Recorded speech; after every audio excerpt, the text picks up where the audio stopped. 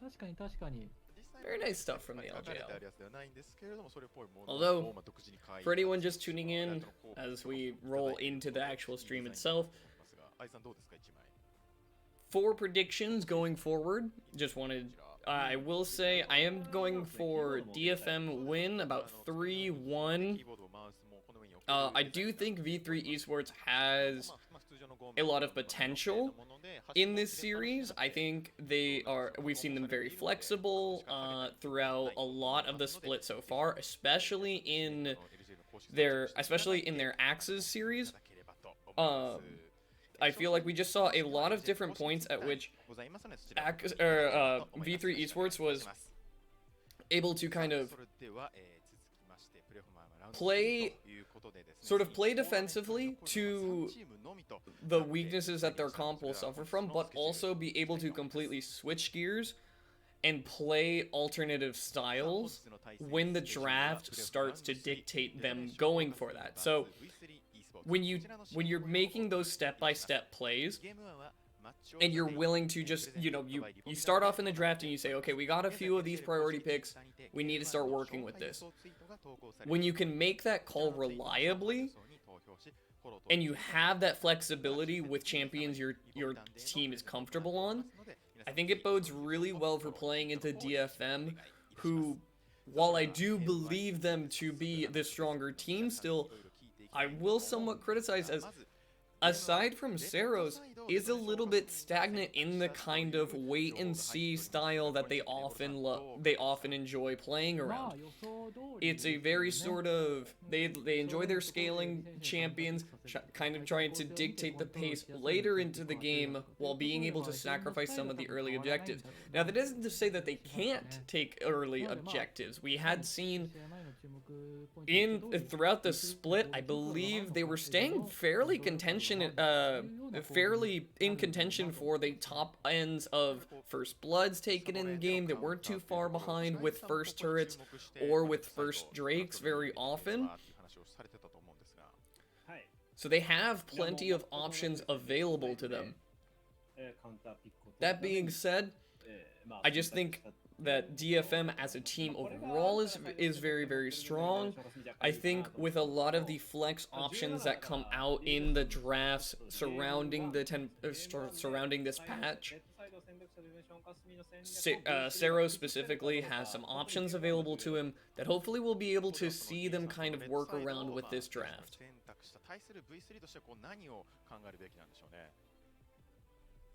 DFM としてはレッドサイドを選んだものの V3 としてもチームのスタイルが自分のやりたいことを押し付けるチームスタイルなので、必ずしもブルーサイドが不利というわけではないんじゃないかなとも思うんです。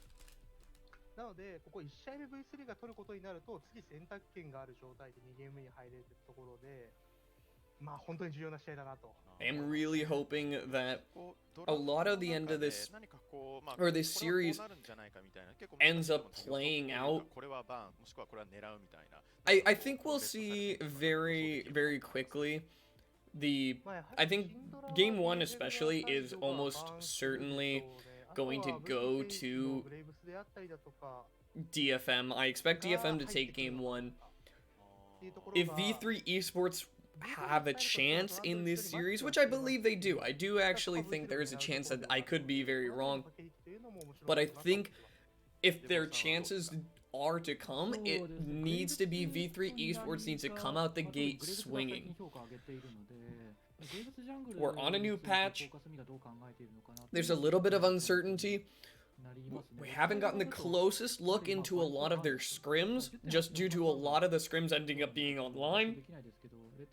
And around this time, we did have the delays between the 10.5 and now, and the earlier matches with a split. But since we have reached here, makes it a bit interesting that the ground is not exactly set yet. We have a decent amount of time to look at other regions. Most recently, we got to see all of LCK finals, a decent chunk of the LPL finals, and we can take a lot away from them. LPL a little bit less so, obviously, because they did have Wukong active. They were on a different patch, so it's a little bit, it's a little bit hard to kind of get information from there. But you have NA finals, LEC, LCK, who have all wrapped up for the most part right now. Now that we've already wrapped those up and we're looking towards the future of the LJL finals, what can you draw from these streams? What can you draw from those streams, from those matches? What did you learn, and how are you taking it and making it your own? If V3 Esports is kind of leading the charge in that respect, and if DFM ends up being a little bit too stagnant, V3 Esports might just be able to play the meta better. We're hoping to see that kind of a thing.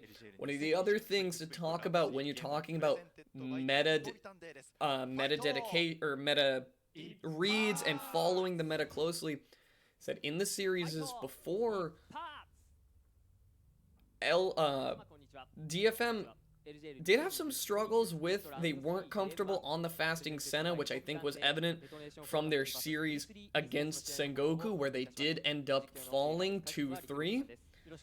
When they did end up going down there, it was in large part, in some part, because they were not comfortable on the Senna pick. They were constantly having to dedicate bans towards it, which meant they were not able to get off the, they were not able to, you know, when you're allotting a designated ban slot right away, and when the enemy team knows that they can just pass that over and pick it up later, you're giving them that many more priority picks throughout the draft, and that is not something that you can always afford as a team when there's a lot of very contentious picks going around. Now, one of the other things is that we have seen a lot of the rise of Varus. Now, it is true that Varus did get the slight nerf this patch on the ult CDR. That being said, not exactly the most detrimental nerf, does kind of hurt his catch in some regards, but lethality Varus is still very prominent, alongside even just flexing it into either the AP build or the regular on-hit build. Still does turn into a team fight monster.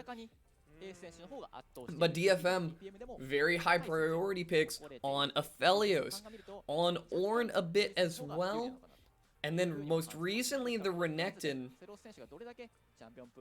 which those three picks are ones that I want to see V3 Esports kind of look after, as far as what are you willing to pass over of those picks. Now, DFM having the red side, of course, you're going to give them one of them, so you have to be careful about what picks you're going to take back. Now, for the side of V3's side of things, I think their bot lane also is going to be a huge factor in this, in that we actually have seen quite a number of picks coming out from V3's bot lane. I believe, if memory serves, early on in the split, they were the first team to lock on some of the back when MF and Aphelios were dominating the meta. We did see them be the first team to pull out the Ashe. We did see them the first team to, I believe, try Varus as well, and this was back when it was really only the on-hit Varus. The lethality Varus had not reared its head so much. But it is also to say that there is a possibility for mages in the bot lane, but we'll get right into it. V3 Esports on red, DFM on blue. Heimerdinger is going to be the first band out here. A little bit of a common nod towards Saros in the mid lane, as Elise also banned away here.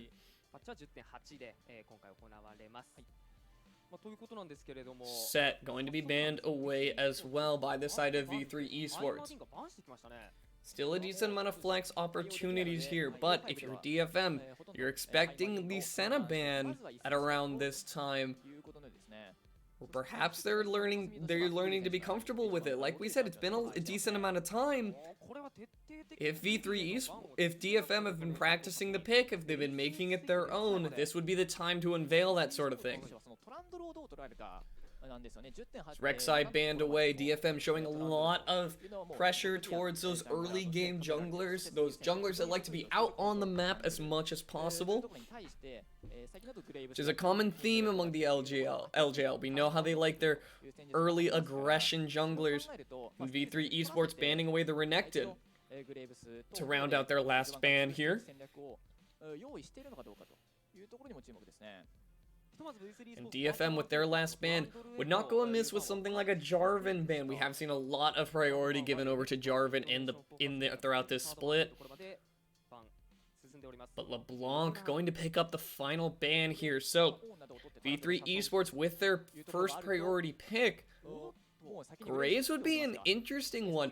I do really like this from V3 Esports. We have seen some other regions experimenting with the solo lane Graves, so this is possibly a flex pick moving forward. And still has a decent amount of options. Now DFM hovering the Varus here.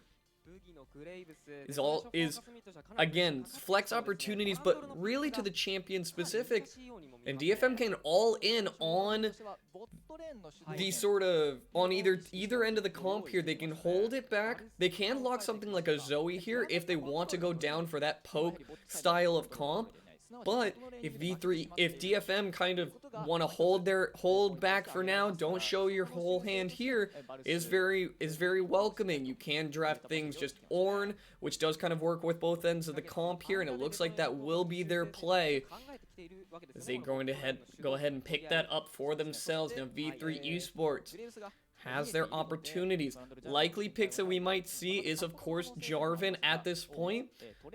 One of the early game junglers, Lee Sin, also available, but the Maokai, V3 Esports, throwing down a bit of off meta things. Now Maokai a little bit shied away from in the meta, but if you've heard me talk specifically, I've actually always been a big advocate of Maokai coming into the meta a bit more. I think he's not a perfect blind pick, but he does have some flex opportunities between top and jungle, and with the grades you can kind of cycle it based off of the matchup there. As Zoe is also picked up here by V3 Esports, DFM will have to kind of make a decision, and they draft the Trundle. Most likely going into the jungle here is a counter to the Maokai. We typically see a lot of Trundles being picked up in response to very tanky champions. Typically we see it as a response to an Ornn, but this time going in response to the Maokai pickup. And with that, DFM have a couple of bans they can start dedicating towards that AD position, and there is the Senna ban that we have talked about a bit. Now, V3 Esports, on the other hand, you can start banning away mid laners if you want to force Seros onto that Ornn. Zoe into Ornn, you can accrue somewhat of a CS lead, but it is very difficult to kill an Ornn in lane. Does not have the most amount of pressure, so likely will try to ban away a few of those mid lane champs. One thing I would like to see from V3 here is an Azir ban, which we have seen a couple times. But when you already have an Ornn drafted up and a Trundle who can easily just steal the tank stats off of a Maokai, I really like to see an Azir ban here just to take away one of those carry options from the side of DFM. Kalista also going to be banned away by DFM. Very good ban for trying to relieve any early pressure coming out on the side of V3 Esports. And with V3 eyeing up their last ban, they have a couple options that they can run with. Most likely we'll see another mid lane ban, but maybe they go down the support route. Is going to be the Syndra, which is a very good ban for just keeping the Zoe safe. LeBlanc and Syndra, both champions that can kind of bully out Zoe a bit in lane.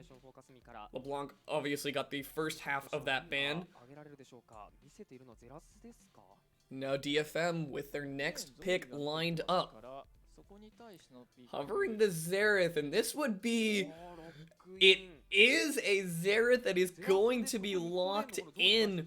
Very nice. Actually, I do love to see that, throwing down the gauntlet with the Xerath pickup. I love to see that. Saros possibly will be piloting that one, but adds to that champion pool, but also could actually be going into the support position if you want to make this a lethality Varus. Add to that poke comp, make that lane as brutal as possible. Now V3 Esports locking in the Misfortune here are showing a bit of just a team fighty kind of comp. The Zoe stands out a little bit in that, but with the Maokai being able to go in, sustain through a lot of that, and then you can have him brawl up with the Graves, buys a decent amount of space for the Zoe and the Misfortune to operate, as Yuumi going to be the last pickup here. Now DFM with their last pick of this round, and with the support being hovered, possibly is confirming that the Xerath is going to this mid lane here. And that is a brutal matchup for the mid lane here. Very pokey champions and can get very volatile if either side is able to find an early lead.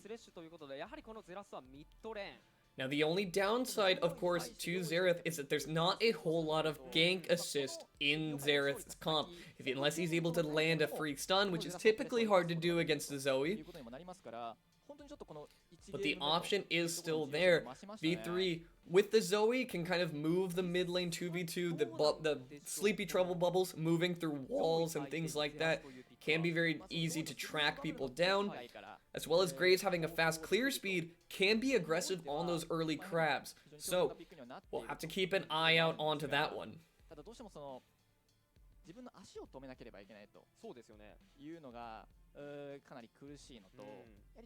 I am a huge fan of the DFM draft here. I love to see off-meta picks.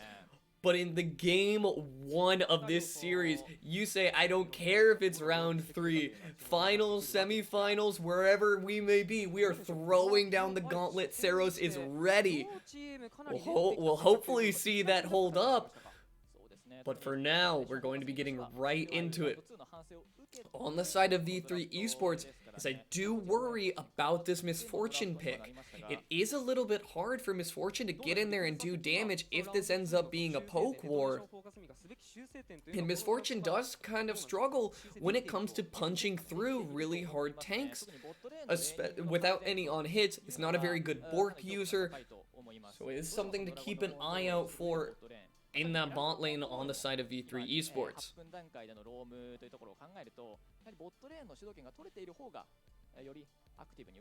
Top lane, of course, will be somewhat of the stagnant lane in this kind of a game, as tank v tank will mostly be just peeling away for now. Alternatively to the Misfortune possibly not being best equipped, the Ornn with the Ornhorn ultimate doesn't offer exactly the best engage on the side of DFM's comp. They don't really want hard engages though, and you could see with V3 Esports they hovered the Braum, but then they decided against it because they realized that's not what is going to get them. They do not need to counter this long range engage from the Ornn. That's not why he's here. The poke is what's going to be sort of the hidden weapon, or suppose not hidden weapon per se, but is going to be the win condition looked at by DFM, is trying to win these poke wars. So the Ornn, while it is still that long-range engage tool, is not exactly going to be looking for team fights where you're getting these multi-man knockups or anything like that. And in the same light, the Maokai does have good flash engage with flash W, can Q back into the wave, and then utilize the ultimate to really just create a zone of control that I think Maokai benefits a lot from. So the catch potential on the side of V3 Esports is very strong. You have the Yuumi with the ultimate. Graves is a great champion for using smokescreen to slow them up, dog people down. Maokai will lock them up long enough that you can get them so that you can isolate the target and control a decent amount of space. になってたわけですよね、パズ選手が。ですから、彼から入っていける、チャンピオンを所持しているというのは本当に大きいと思いますね。その対象指定で、バックライン、さらにはガンク合わせも魔王界から行えますし、そこに対してのダメージという点でも、AP ダメージ、魔法ダメージが出せる魔王界と物理ダメージが出せるグレイブスで非常に相性がいいです But ね。 it will all come down to execution. And one of the other things we don't talk about a lot with a lot of these online matches is how does it affect the mental on a lot of these players? Are we going to see possibly issues with the nerves? Are you losing nerves from not being on the tournament stage? Are you losing that edge of feeling competition where all of the members of DFM are very comfortable on stage, very seasoned players on both sides, really? But now the environment has sort of changed. They're playing from home now. It's online. Will this same kind of team cohesion stand up in these environments? ゼラスをしっかりとゾーンに対して当てることができた、ここがまず一つ目の大きなポイント、そしてトランドル・スティール選手の得意チャンピオンを抑えた上で、最後ゲン選手のピックを隠してボットレーンの安定感というのも獲得できている、かなりレーンの安定感、デトネーションフォーカスミーとしてはオールレーンいいものが取れてますから、スティール選手が、レーナーの、プレッシャーレーナーからのプレッシャーを受けるというのは、かなり可能性としては少なくなっていると思いますね。序盤のジャングラーの組み立て方としてはどうなってくるんでしょう、デトネーションフォーカスに。ガンクヘビーというよりも、やはりしっかりとファームをして自分たちが得意な時間帯まで耐えるという風な状況になっていくと思いますね。特にバルス、ポークバルスだと思いますし、ゼラスもあと、ポークが非常に強力なチャンピオンになってますから、両者のファーストアイテムが完成して、ルーレンエコーであったり、あとはアンブラルグレーブが完成したタイミングあたりで、I am still very curious to see how the matches get underway for this matchup specifically. Of course, I love seeing off-meta picks,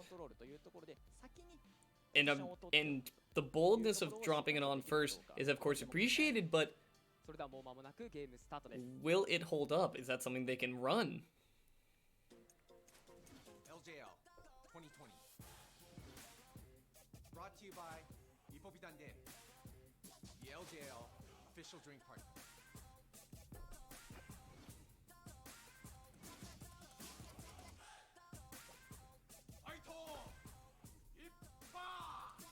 Game on.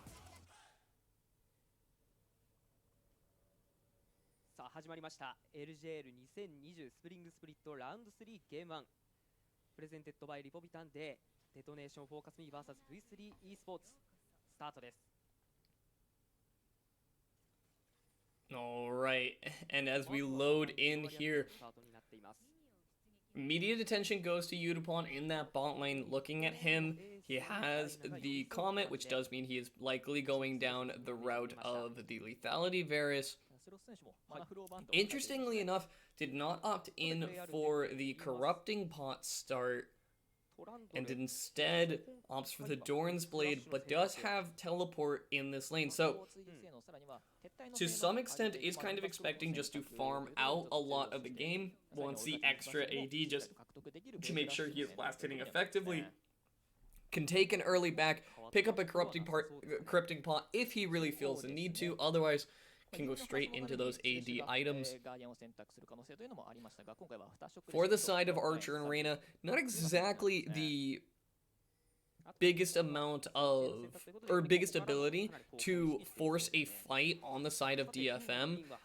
Thresh kind of dictates a lot of the pacing in that lane, at least until Reyna gets towards 6. Of course, you can utilize the Lost Chapter at that point, but for the most part, that early game will be fairly neutral on their side.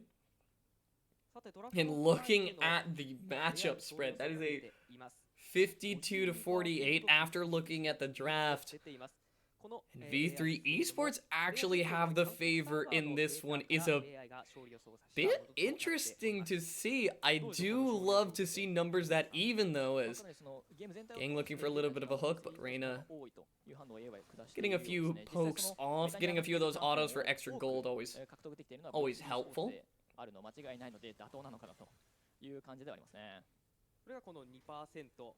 The other thing I do notice and that I do want to talk about immediately is Paz opting for the aftershock in the top lane, not going for grasp of the undying. He's not going to get that extra HP stacking, but does go for the more team fighty oriented build. As Ace going to be the target of a gank here, will be forced to flash away. The sleep is good, but only good for enough damage. As Ace burns a flash very early on there. That is a bit troublesome for that lane. But for now, should be alright, as Seros did have to burn a decent amount of mana to get to that point. So this is not in a whole lot of immediate danger until the Trundle, of course, makes a return again. Now, Steel did opt for the phase rush in this game, which is a little bit interesting to see. Boogie, of course, with the phase rush on the Graves is a bit more expected, but typically we see usually a PTA or a Conquer on the Trundle, but the phase rush does, of course, help keep up in pace, help you run down targets a little bit. As Steel once again looking at this mid lane, Ace playing up towards the top side, smells something going amiss on that end of the map as he plays towards his friendly jungler there. Steel is here.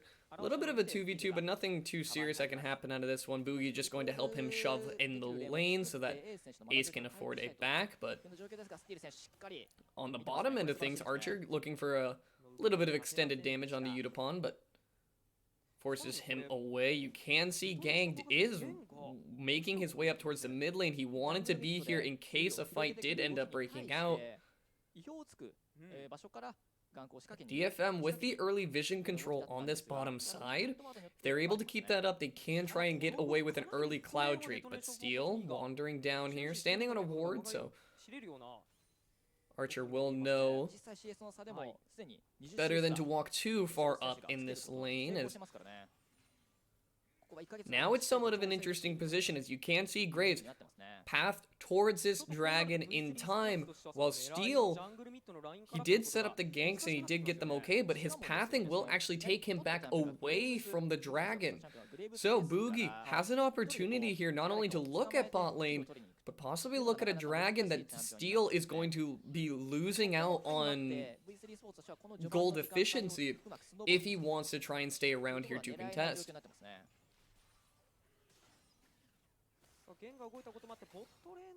He's going to go ahead and take a back here, possibly opening up a chance at soloing this Drake, as you can see him pathing immediately back towards this bottom side. Meanwhile, Udapon taking a back, buying that serrated Dirk, is ready to teleport back into lane. And the teleport advantage could be exactly what they need now that Steel pathing back towards here, eyeing up that Drake, can really start it up as Udapon with item advantage and no teleport on Archer. Can be an opportunity opening for them very soon.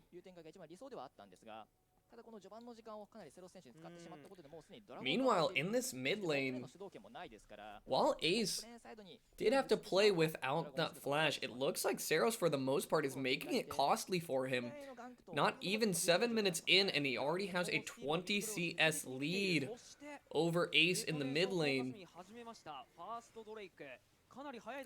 Seros flexing that mid lane pick as DFM going to secure themselves up the first Cloud Drake.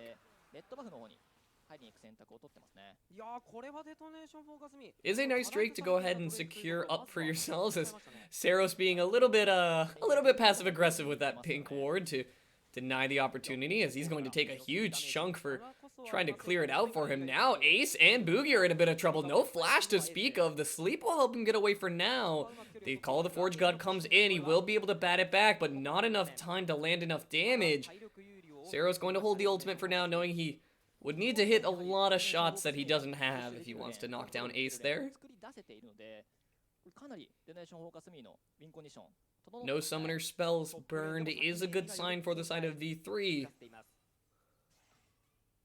but fairly free for the most part, as V3 will get the shove in here. And those arrows are going to start hurting. Yutapon gets towards his first lethality item.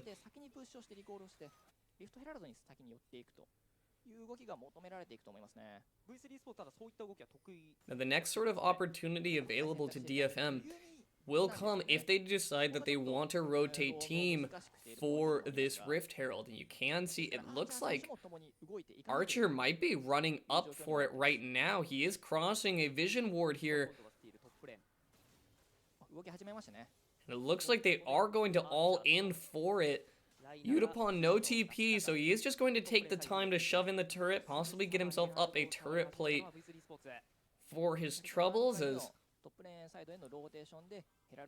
Archer is here really just an escort for Reyna, it feels like, as they will be able to grab up the Rift Herald, but how much will they lose for it now that they've rotated 4 members onto that side of the map? It looks like 2 turret plates going over to the bot lane of DFM.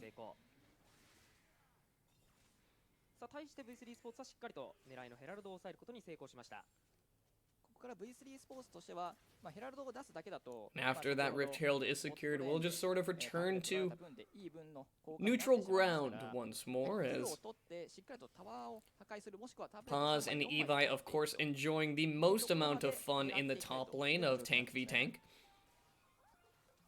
Ace going to grab himself up a blue buff, but the CS advantage is just slowly growing in Seros' favor. TP or not, Ace is about 30 CS down.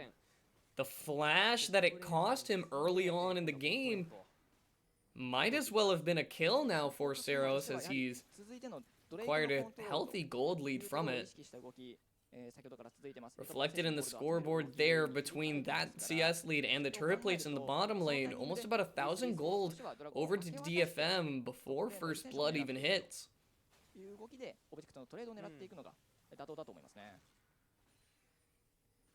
さあ V3 スポーツはちょっとエースが押される展開、さらにはボットレーンもゴールド集めていることもあって、 As we look across here, Archer will be okay for this poke storm for now, as Yuumi very good at just keeping your AD alive with a healthy amount of heals, as he will do his best to keep his AD alive for the most part. His Steel wandering around in the jungle does need to be a bit careful. But the pressure on the bottom side of the map here, zoning Archer away from the wave. The hook is good, but Archer going very low. Flash, ignite in. He might just be going down. Summoner spells used. Good cleanse to avoid on that one. It just has to use some fancy footwork to avoid the Xerath ultimate. Good ambition from Gang. Had he ignited a second sooner, it possibly could have been a kill, but the long-range death sentence finding Archer there will be a healthy amount of summoners burned on their side. No first blood available, but Archer will have to start being careful where he steps.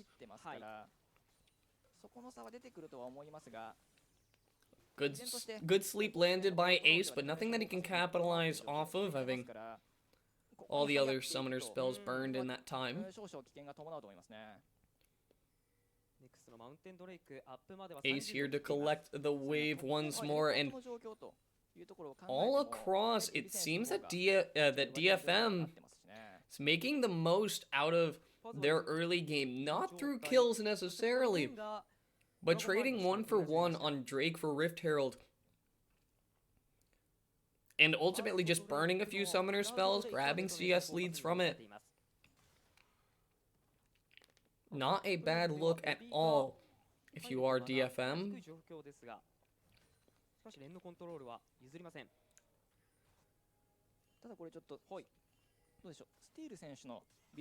Boogie approaches his first item, looking around the Drake here. V3 Esports probably not ones to look for a fight right away. But Boogie does want this Drake. With it being a Mountain Drake, that is Ocean and or Soul on the docket for this game. So V3 Esports, the last thing you want in this scenario is to fall behind on the Drake count. Archer staying over the wall, possibly just waiting to use bullet time. So he regroups with the rest of his team. Seros on the flank here. Pink Ward will spot him out, but not before he eats a decent amount of damage as Mountain Drake goes the way of V3 Esports. Flashing forward goes Steel. He's all in on this one. Will he be able to survive? That's a lot of damage going through. A piercing arrow finds Archer on the brush there. And next is Boogie possibly going down as Reyna going to jump to safety to a friendly Maokai. But that is 2 to the way of DFM for a greedy dragon take. You know that Archer is going to be the weaker end of this. These lethality items come in a bit sooner on with that lower gold cost than the early Essence Reavers that Archer has to buy into. Forcing on the Drake that hard is what ends up hanging V3 Esports. Watch this one more time. Archer wanders up here. Seros in a great position, and at this point, there's nothing Archer can do to really get involved in this fight. Steel is safe to flash forward. The great R by the Zoe to eat the chains of corruption coming from Udapon there actually works out amazingly, and they do let him out towards the bottom side of the map. But Archer was still the target there, and a great find by Udapon to pick up first blood there.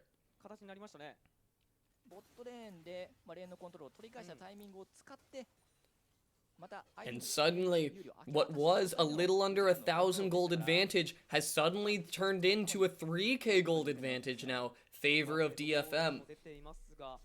This is not what you want to see when you're all-inning for a Drake like that.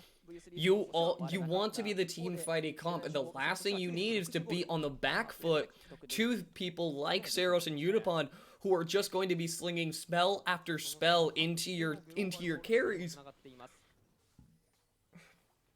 and making it difficult for them to walk up and do the thing they want to do the team fighting that they want to achieve. Now, of course, there is somewhat of the benefit of Archer with the Misfortune does have the passive to help him dodge out on a bit of summoners, a bit of spells there. Has a good sleep to land onto Steel, but nothing that they can capitalize off of. Q barely going to find its mark from Boogie there as V3 Esports are once again rotating members up for the Rift Herald, and this could be a bit questionable. We did see how their last objective fight went. Hoping not to see a repeat performance, but Boogie has already started up the Rift Herald. Pause rotating down here. Looks like DFM are posturing around for a fight. Ace in a good position just to throw spells out, but DFM seem undeterred. Q Paddlestar into Eva is not the largest concern for the tanky Ornn, as a piercing arrow is going to show much more on the HP bar of Ace, as looks like V3 Esports will be backed away from the Rift Herald, recognizing the situation. But even the attempt might be costing them first turret in this mid lane, going over to the side of DFM. And right now, V3, their objective play, something that we had criticized them for in the past, is just coming back to bite them. An overvalue on this Rift Herald, where, if I am not mistaken, Boogie was not able to use the Rift Herald he got earlier. I don't see low HP bars on any of the turrets on the side of DFM, so I don't believe he was able to actually spawn the Rift Herald, possibly losing it after dying at the dragon fight earlier. And it really shows a snowball of mistakes and just miscalculations in the macro plays here. So V3 Esports with a little bit to clean up if they want to keep themselves content in contest for this game.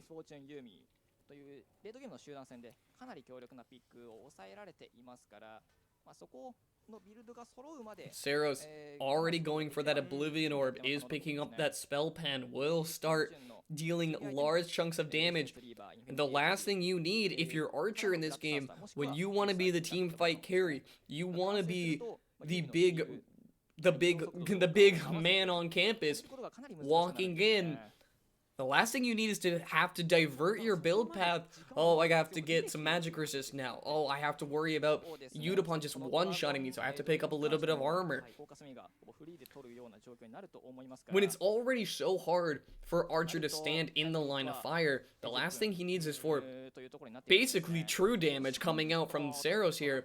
So another turret is picked up with nothing to answer for on the side of V3 Esports. You have Ace in the top lane here, who might just get soloed out here. Ultimate coming in from Xerath will only land one of the arcane barrage, or one of the barrage. But Ocean Drake going over to DFM. V3 Esports are giving up a lot unanswered. And this is not how you want to see game one going on the side of V3. Every objective and victory that DFM has gotten has been unanswered by V3. And now, with the Call of the Forge God coming in, V3 going to have to flash away from that one. Boogie narrowly avoiding that. And right now, it feels like DFM are firmly in the driver's seat for this game.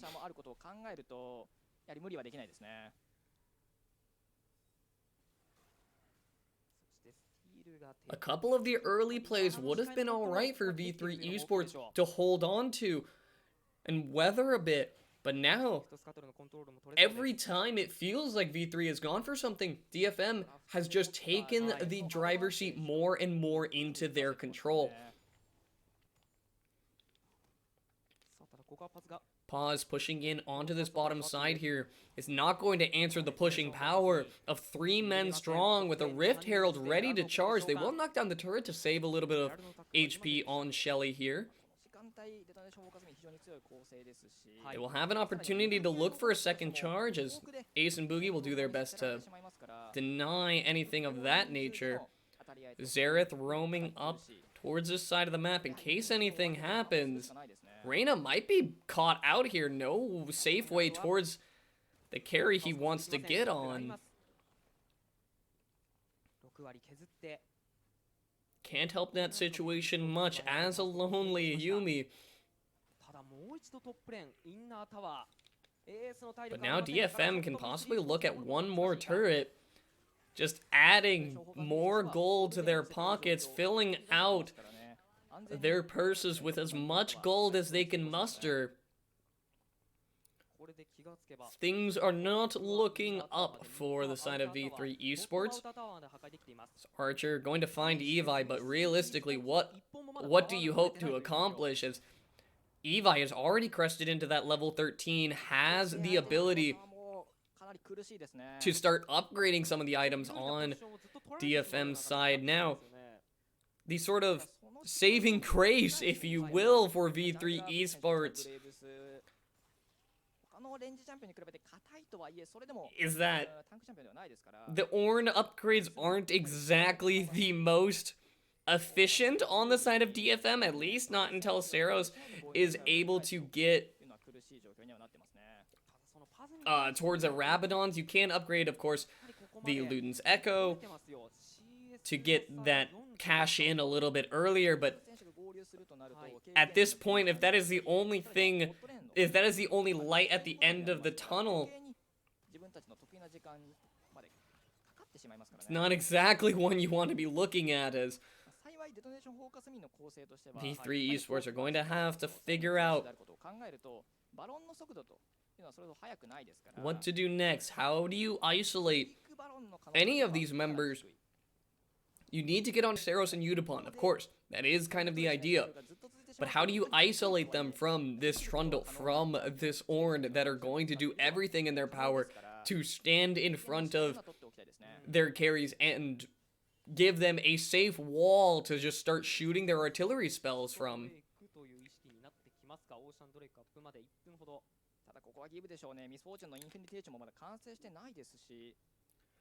And the Morellonomicon, of course, picked up by Seros.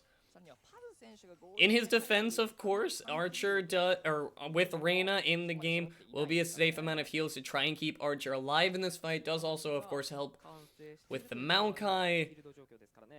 So possibly not the worst pickup in this sort of a game, but really is aimed at Archer and Yuumi, trying to keep Yuumi from outlasting the poke damage that Yutapon and Saros are able to dish out. If Yuumi is able to get enough heals off in that time and give Archer that bit of time to walk forward and start dealing the damage that he wants to, that is Yumi's job done effectively. But with the gold lead in favor of DFM, feels like it might be a bit difficult for that to be accomplished, as Archer going to grab himself up a turret on the top side here. But DFM already on to the Ocean Drake. Archer making the call to just keep pushing for now. They know they're not going to be able to get down here in time for it, and that is sole point going over to the side of DFM.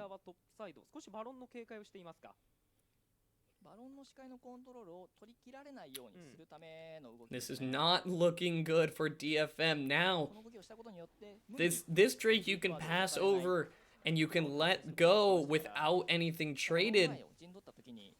Of course it's not great, but now, of course Ocean Soul isn't exactly DFM's comp doesn't exactly benefit the most from an Ocean Soul pickup. It's still something that is now ripped out of the hands of V3 Esports. You're looking at Elder Drake now, which, when you're dealing with these huge damage numbers coming out of the piercing arrows or the Xerath W's, can you afford that? Is that something you can look at? Yutapon looking here, finds an ultimate onto the side of V3 Esports. Bullet Time coming through, dealing a chunk of damage, but the Ornn ultimate going to knock him out of that one. Boogie now forced to back away towards the bottom side of this, getting chased down by Evi, who is deep in there. Ace doing his best to peel for him on that side, but now Paz is going very, very low. Is going to be able to get to safety in time as Evi is continuing to just run down towards the bottom end of this map, and the rest of V3 Esports cannot rotate to help. They have too many members on the top side to deal with.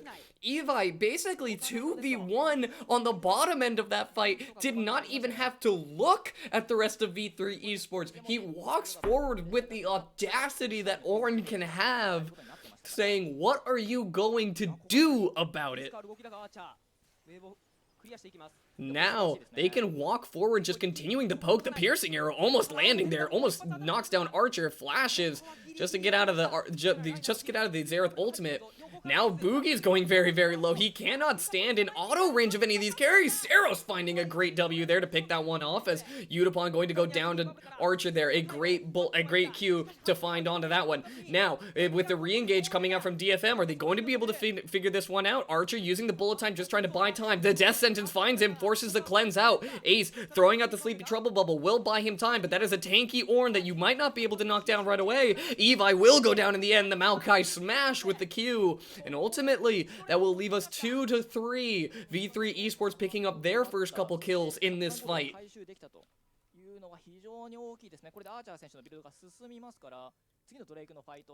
And of course, in the spirit of competition, you love to see that kind of I don't know what the word would be, but you love to see the ability that V3 Esports has to try and stay in it. You can say, okay, we may not be in a great position now, but when DFM decides to overstay and they get too greedy, they want to push down turrets, V3 Esports are still maintaining composure enough to fight it out, and that is what you need to try and bring this game back into your favor. V3 Esports find 2 in that fight. Boogie does lose his life for just trying to go for any amount of damage, it feels like. Just walking that close is so difficult for the Graves, just getting into auto range. That being said, great play from Archer. Dodging out on a few does cost him a number of summoner spells, but you make it happen in the end, and you get a couple kills.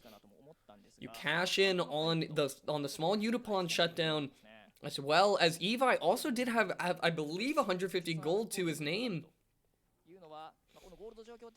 So not a bad look as V3 Esports. 1 minute on the clock to Ocean. It's going to be their time where they need to look for a repeat performance. If not better in this one. We'll see if they're able to pull this off. V3 Esports posturing around now. Taking a fight here would be a bit too early, but Paz uses the ultimate just to zone away. Was worried about getting hooked and dragged into the lines of DFM there. And while DFM, they don't really need to look for a fight at this point. Ocean is 40 seconds out. They know they can just bide their time and make V3 Esports feel the pressure. When it is started up, it looks like Paz going in with the W. Bullet time is in, going to be knocked up once again by the Call of the Forge God. Steel trying to go forward here. The Lost Chapter will ruin him up, but no capitalization on the side of V3 Esports. Now, Steel, very low HP, is going to be forced to back here. 20 seconds on the clock. Is that gap enough that V3 Esports will be able to grab this Ocean Drake? Yet to be seen. He is completing the back there from Udapon, but TP is back. Sleepy Trouble Bubble there for his wake up, but is going to be eaten up by a minion, I believe. Now, V3 on to the Ocean Drake. DFM looks to just take the inside track to mid lane. They can knock down a mid turret, possibly can look at the inhib turret as well if V3 Esports are not able to get there in time. It will just take that turret for now, rotate up towards the top side, scour the jungle on the side of V3 Esports.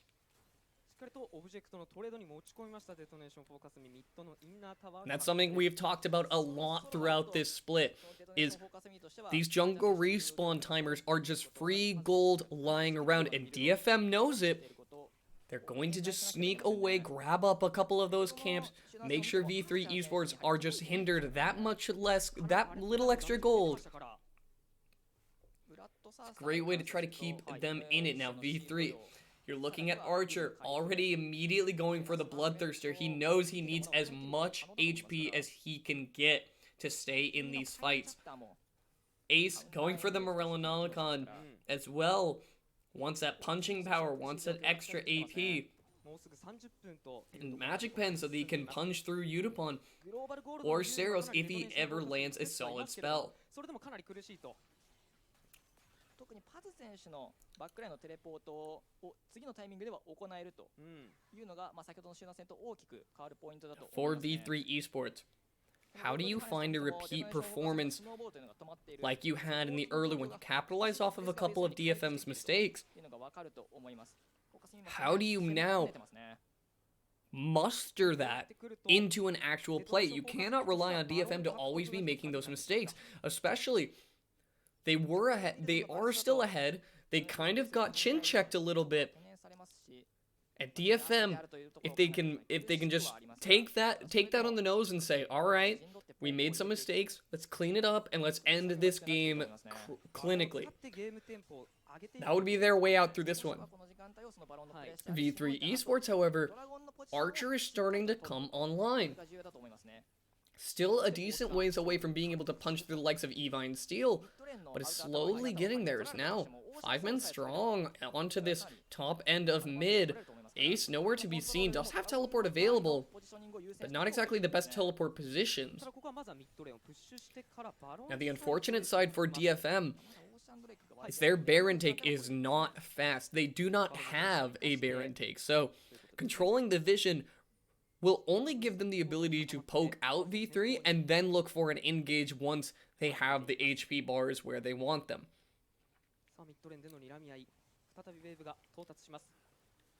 Ace going to find a good spell onto Udapon there. Gets him about 2/3 HP. Death Sentence narrowly avoiding onto Boogie there. And the posturing is on. There's no objectives to be fighting over, so it's a little bit interesting, but Archer finding a bit of free damage. W in, the pillar knock up there. Call of the Forge God comes through once more. The bullet time's going to rip through Evi before he's able to get it off. The Ram is not battered back. Now Archer is starting to be in that damage mode, is starting to punch through Evi. A bullet time where Evi thinks he can just stand in there and tank the whole thing, ends up actually just being melted by the bullet time. V3 Esports going on to the Baron here. The Xerath ultimate comes in, trying to just poke V3 away from it. A lot of landed onto Boogie there. Gets him very, very low. Backs off the Baron for now. The death sentence goes out. Steel with the lantern to get pulled back to safety. V3 onto the Baron once more, keeping it about half HP. They're trying to juggle the two. Are they able to pull this off? DFM are just throwing spells in. A great paddle star onto Steel. He'll get yoinked out to safety once more. But how much HP does he have to keep repeating that performance? Not enough is the answer. Warmugs will take him up to get him back to full HP, but both teams going to back away without much gained.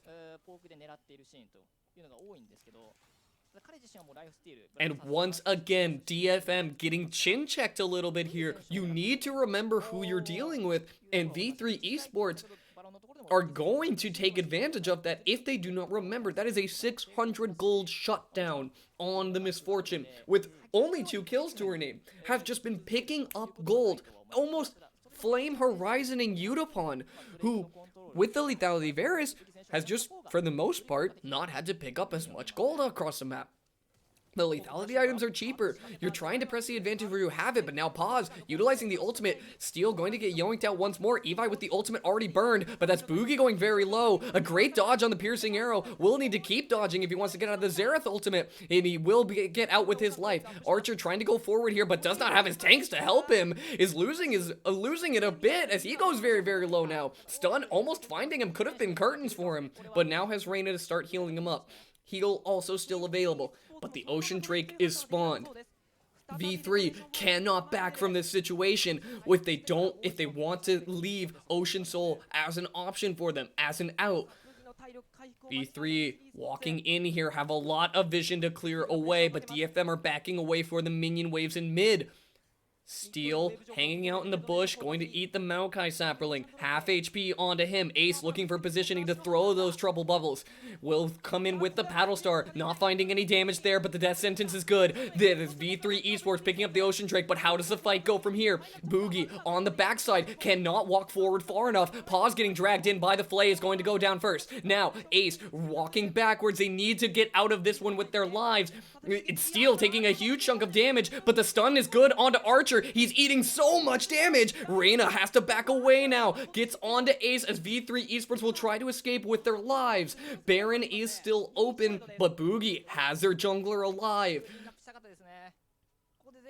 A bit of a scramble in the end there. Archer, feeling empowered by the amount of damage he does, is putting himself in off-ended positions. We'll watch this one more time, but I want to draw attention to where Archer is standing. He keeps getting cut off by the pillars here, and it ends up eating him so much damage.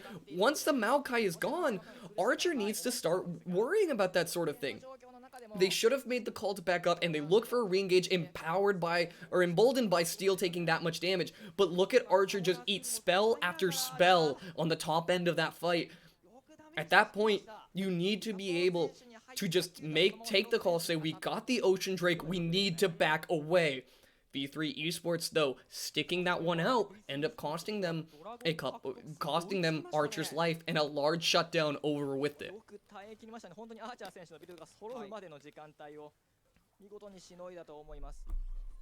And now, in the wake of that fight, V3, what do you need to adjust? You need to keep Archer safe. You cannot have him walking that far forward and expecting to get away with it.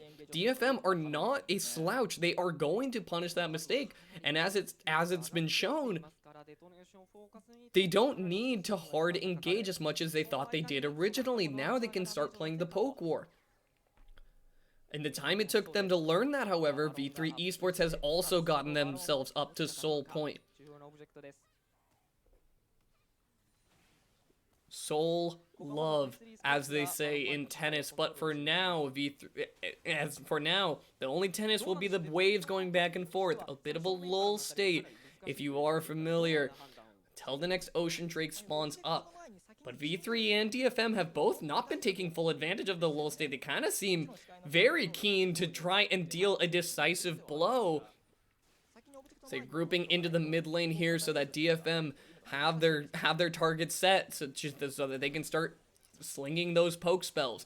DFM trying to walk forward here, but they can't just walk blindly into V3. They know that will be their undoing.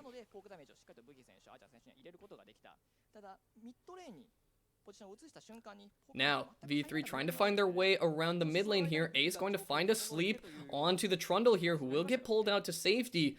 Gang pulling overtime to keeping his jungler safe, eating a good chunk there. The Ricochet dealing a lot to him, pulling him out towards the back end of that fight as Evi goes very low. The ultimate from Graves not going to burn him down all the way as Archer cancels the bullet time, narrowly not able to finish Evi off there as Ace continuing to look for opportunity throughout the jungle. They can knock down the mid lane turret here. Steel will get healed back up by the Warmogs and can present a little bit of frontline in the meantime, but V3 happy to just take a little extra gold and reset the situation. Ocean Drake, 1 minute out. This will be the make or break point for this game 1 and can dictate how a lot of the pace of this game will go. Or excuse me, the series rather, as the one thing we talked about early on is that V3 Esports, if they are able to sneak out an early win, their chances in the series as a whole go up a lot. Now, Saros, in the position he's in, needs to start really belting out the damage. They didn't opt to upgrading the Rabadons. They did opt for the Luden, so they have already cashed in on the Ornn upgrades. Same as Udapon picking it up off of the Ghostblade. With both of those already cashed in, your spike, your little leap to keep ahead of V3 is gone, and now Archer is turning into this team fight carrier. Speaking of team fights, Call of the Forge God's going to come in once more. Gang finding a good hook to pull Paz in. Ignite goes down, but he looks like he's going to be able to get out of this one to safety. Not going to find him with that last death sentence, but going very low. Has teleport available, but the Ocean Drake is going to spawn. They need to be able to fight for this one, or get a Miracle Steal off. Another W from Saros rips through Ace, and they can feel the burn of this damage. Paz coming hot off the teleport is running right into there. The rest of his team not exactly close enough to follow up, but he goes in with the W anyway. Bullet time going to go down. Evi eating up enough of that damage to live out for now. Tank's forced to back away. Boogie goes golden, still in the pit though. Will have his time with the dragon. Paz doing his best to solo zone. As Archer walks forward here, they can find Steel, who is going to go down. Ocean Soul given over to V3 Esports. And now with jungle down, V3 can look towards the Baron. This may be V3 Esports' chance to pull themselves back into this game. Gold advantage evened up as much as it has been from the beginning of this series. Almost a 2k gold differential, when previously it had been a 3k that had only grown from there. DFM encroaching onto the Baron, looking to just try and see if they can make it difficult, but is the risk worth it? The Baron already down to about 2k HP. Going to go down here. Saros looks for a W to try and get a Miracle Steal. Paz doing his best to zone for now. Almost has his ult, it does have his ultimate available, but it's not going to be able to get anyone locked up in time. The Thresh Lantern pulling him out to safety. And with that, V3 Esports can take a reset and can look to possibly end this game. Ocean Soul is now theirs, and it makes their team fights a lot easier now. Steel, trying to be the front line that he wants to be, ends up actually putting himself at so much risk. The amount of damage he eats, and the second he's negligent about where Archer is, ends up getting popped for it, and now Archer, full build, is a scary threat to any member of DFM, Ornn or not.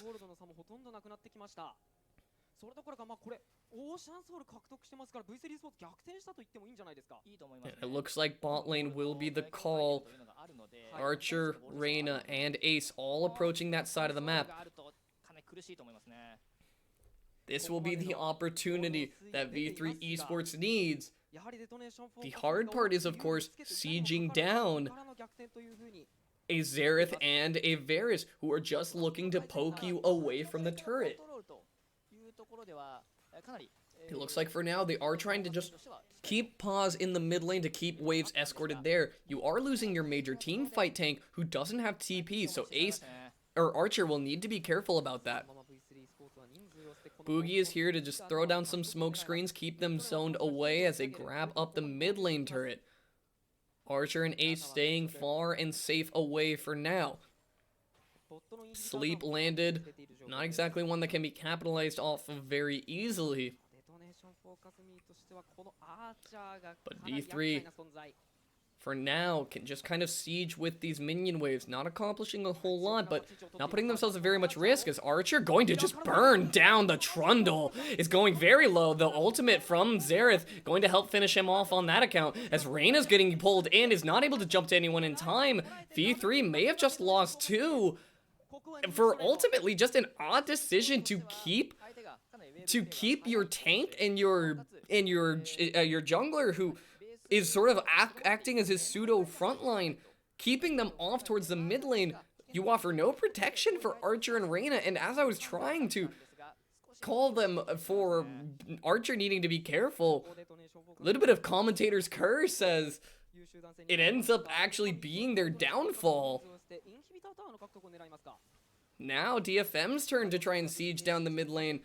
They will have to push through Baron-empowered minions, but no teamfight opportunities really available to V3 Esports. They will just kind of have to sit there and weather the storm. A bit odd is, of course, you do get the kill onto Steel, but not at all worth it. Once again, Archer handing gold over to the side of DFM by the bounty, but V3 Esports surprisingly end up with the gold lead only slightly. Watch this one more time as Archer just starts walking up a bit too ambitious, is not anticipating how much the pillar slow will mean to dodging that many spells.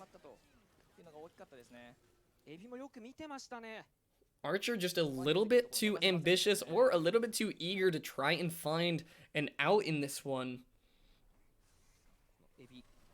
Archer will need to keep that cleaned up. Been kind of handing over gold a little bit too frequently for V3's chances likings. But now Elder Drake spawning up. 1 minute to that, and Baron soon to follow. The Ocean Soul Baron combo should have been what V3 needed to end the game. Now that is off the table, V3 Esports have one more opportunity, and will they be able to pull it back the same? You cannot rely on DFM to make the same mistakes twice. So it will remain to be seen. V3 Esports has the better position towards the Elder Drake and can utilize the Zoe very effectively from this position.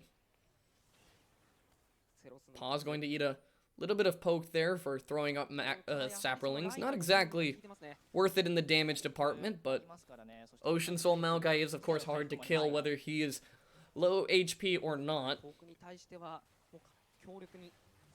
Paz is in front and in charge, the horn missing, but Archer's not going to be able to sit there and utilize the ultimate for very long. Yudapon's very low, but they capitalize? Hook landing onto Paz. He's doing a great job of just standing in front of Archer, which is really all he needs to be doing. Sleepy Trouble Bubble going wide. So now Saros has a chance to throw a couple spells at Archer. He's wandering through. Archer greeting out for a pink ward here, needs to be careful. He's eventually going to back off. The waves crashing in bot lane. DFM will have to answer to that, but obviously the Elder a bit more important and pressing on their minds. Paz has good positioning here as Archer can just whack away on the Elder Drake. Zoning away, they know they can't face check and run past this Maokai. He has 4 zoned, W's in, he's on to steal. He will be going down, but Archer may be putting himself in a bad position, and yes he will. Yudapon's going to find 2 for that one, flashing over the wall to make sure he can get the kill on Arena. Now, Paz forced to back away towards the top side. They will find him. They were not able to secure the Elder Drake, as Ornn's going to find a knock up onto Boogie. Not going to be able to finish him off, but really just buying time for his team to knock down this Maokai. And Ocean Soul Maokai is just really a hard beast to knock down, as eventually he will fall on the backside.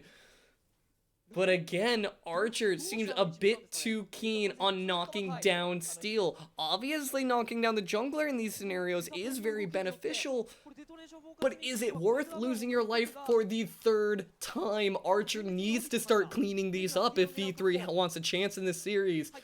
The nerves are setting in, and now Boogie, who's just trying to look for a miracle steal, is eventually going to go down. Evi doing his best to solo that one out, throws the Orn Horn back into the Elder just for the hell of it. And now Steel going to be able to pick up the Elder Drake. They can immediately look towards this Baron if they want. They'll have the positioning to do so, where V3 cannot face check in, especially with their jungler on a 40-second respawn.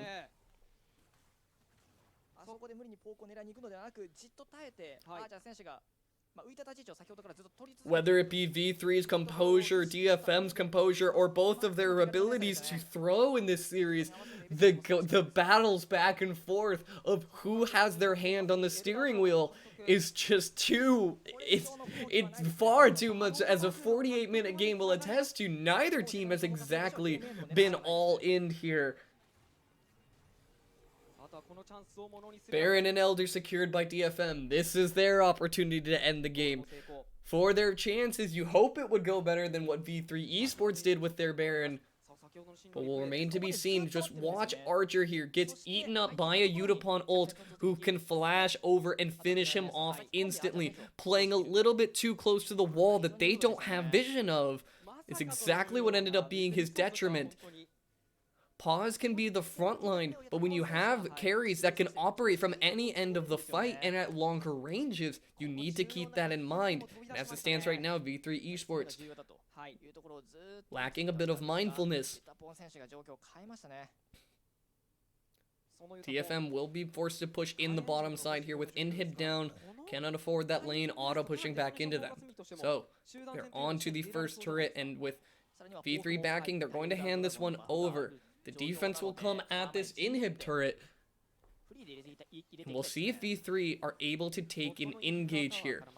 You have all of the members of DFM lined up in front of you, so you don't have to worry about that same kind of thing happening to Archer. But can you engage on 5 strong? The answer seems to be no.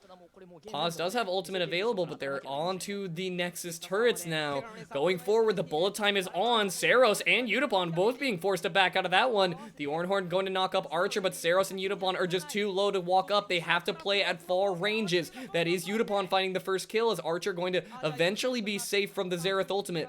Now, one down, but can you finish anything off? Archer going back to heal. Boogie taking another big chunk in the meantime.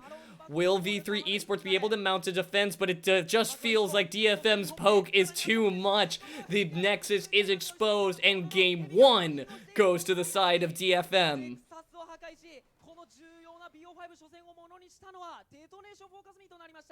And in the wake of this series, it will be DFM who pick up the first game. A bit of chaos all throughout that one. But as it all ends in the hands of DFM, you can only look to V3 Esports and ask what went wrong. When you have your team discussion after this match, we would only hope that there's some things you can clean up, because the game was definitely doable for V3 Esports. You had some missteps early. You had some things that DFM were taking, but they weren't capitalizing off of it all the way. They were picking up a few things here and there. You get the objective. You win a little bit of a fight. What do you do with it from there? In the greediness that they had, where they started looking for a bit too many fights, V3 Esports were starting to pull back into their favor. But then once V3 Esports kind of get the wind back in their sails, it felt as though Archer had a bit of just missteps, where he was not able to play these fights as cleanly as he wanted to. Could be team communication, could be Archer trying too hard to be an all-star in this mode. Whatever it may be, V3 Esports have some things to think about in the time between matches.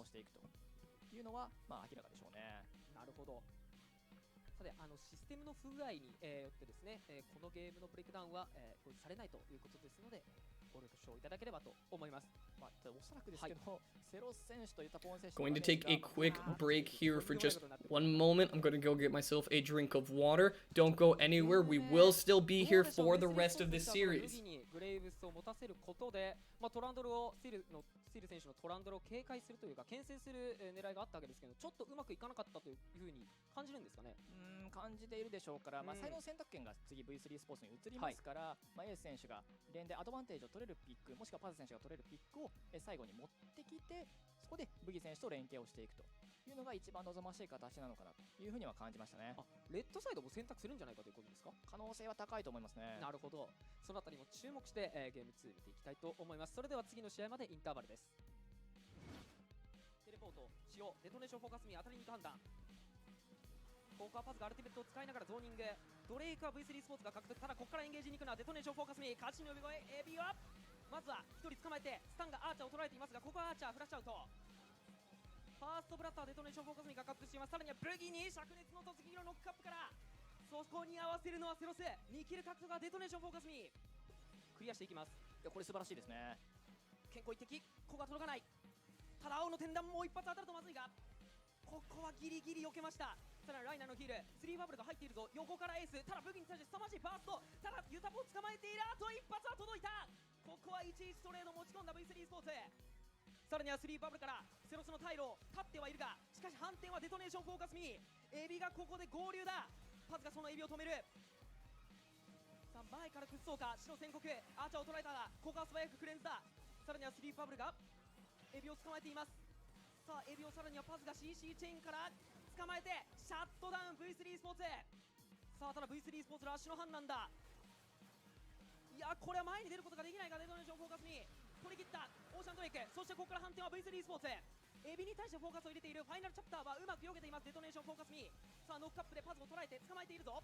そのままバーストで落とし切ったデトネーションフォーカスに1キル獲得。スティールが前に出て再びエンゲージ。いやただアーチのダメージ、さらには死の宣告のフックが避けた。ショックオーバー当たっている。健康一滴、そしてもう一度ユタポンダメージを入れて、ここはアーチャーをうまく落としきっています。ただアーチャーのバーストでセロスが倒されていますね。2-1トレードです。かなり強気な立ち位置を取っていますアーチャー。そのアーチャーをまずはピラーからというところですが、凄まじいファーストから逆にスティールが倒された。ただここはうまくフォークを合わせてデトネーションフォーカスにそのアーチャーを打ち取ることに成功しています。さらには死の宣告のフック、そのアーチャーについていたライナーを捉えてダブルキル獲得はデトネーションフォーカスミーです。エルダードラゴンを触っている展開ですが、デトネーションフォーカスミー気づいている。ここでスティールの体力がかなり削れる。コラテラルダメージ。ただユタポンいい断定位置にいるんだ。後ろ側回り込んでダブルキル。ただもうこれもうゲームエンドまで見せているでしょうから当たらなければいけませんよ。ネクサスタワーまで怪我のレーサー Okay. が入っている。アーチャーが横からバレットタイム、これはいいダメージ。 I've returned. スネを入れている。ただキルには繋がらない。そして後ろからセロ An exciting first game for the series, and you can just see the nerves setting in on that one. ネクサスタワーを守れるか。エルダードラゴンのバフは10秒を切っています。 As ただ再びウェーブが followers of me from a lot of my time casting Melee and FGC, you will know I always love to see, as I used to say, I love bad Melee. In League, it's a little bit harder to watch because these throws mean so much more, but I do always a little bit enjoy kind of seeing pressure being set in on players like this. You hope that it doesn't end up costing them the entire series, but it is a bit of the spirit of competition, if you will.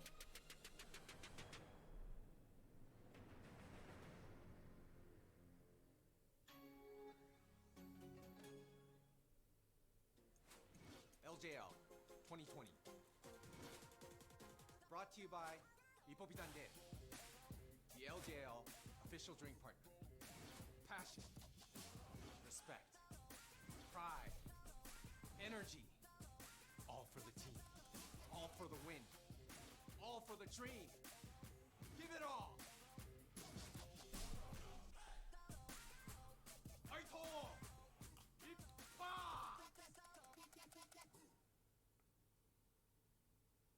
いやめっちゃ疲れてるやん。無理して作らんでええんちゃう？